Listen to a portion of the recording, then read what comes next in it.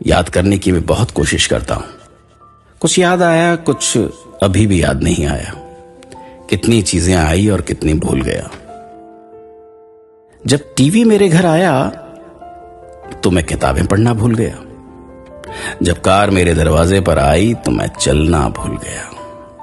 हाथ में मोबाइल आते ही मैं चिट्ठी लिखना भूल गया। जब मेरे शहर में कंप्यूटर आया तो मैं स्पेलिंग भूल गया। जब मेरे घर में एसी आया तो मैं ठंडी हवा के लिए पेड़ के नीचे जाना भूल गया। जब मैं शहर में रहा तो मैं मिट्टी की गंध को भूल गया। मैं बैंकों और कार्डों का लेन देन करके पैसों की कीमत भूल गया। परफ्यूम की महक से मैं ताजे फूलों की महक भूल गया।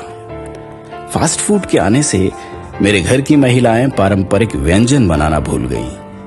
हमेशा इधर उधर भागता